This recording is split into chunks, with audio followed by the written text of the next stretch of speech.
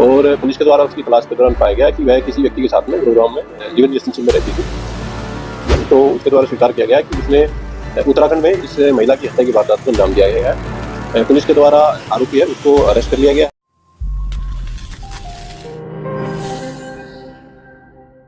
Cyber city Gurugram में एक 35 वर्षीय तलाकशुदा महिला को एक युवक के साथ लिव इन रिलेशन में रहकर अपनी जान गंवानी पड़ गई। जी हां, बिल्कुल ठीक सुन रहे हैं आप।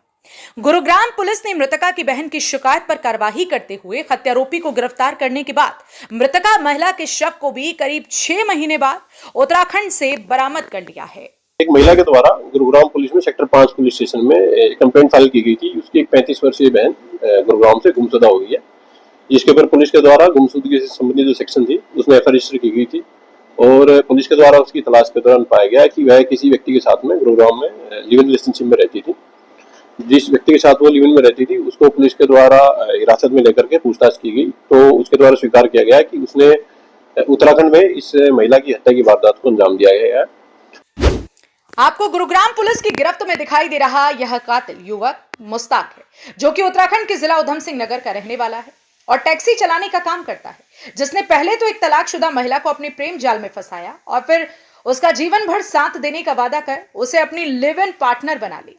लेकिन जब महिला उससे शादी करने के लिए बोलने लगी तो हत्यारोपी महिला को गुरुग्राम छोड़कर खुद उत्तराखंड चला गया, जिसके बाद साल 2024 के नवंबर महीने में महिला भी उत्तराखंड चली गई, जहां पर मुस्ताक महिला को घुमाने के बहाने ले गया और उसकी चाकुओं से गोद कर हत्या कर दी।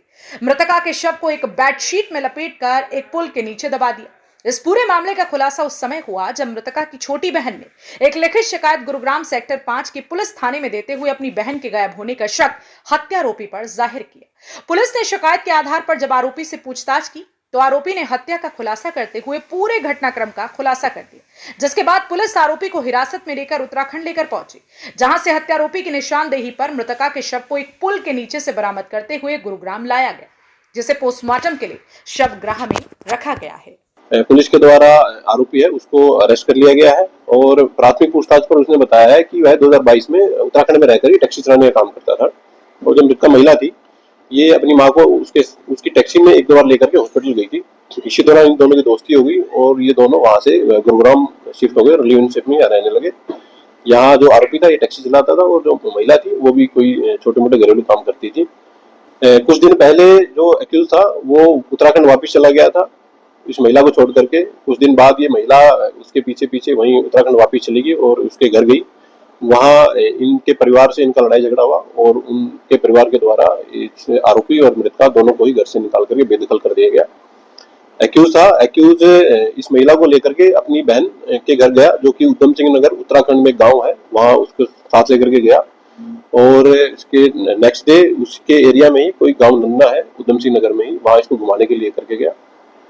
एक्यूज के द्वारा चाकू मार करके महिला की हत्या कर देगी और डेड बॉडी को वहीं छुपा दिया गया। पुलिस के द्वारा बॉडी है उसको रिकवर किया गया है। फर्दर जो प्रोसीडिंग है उसके लिए पुलिस एक्यूज को आज कोर्ट में पेश करके रिमांड पर लेगी और महिला है उसका पोस्टमार्टम करवा करके और फर्दर जो लीगल प्रोसीडिंग है वो पुलिस के द्वारा पूरी की जाएगी।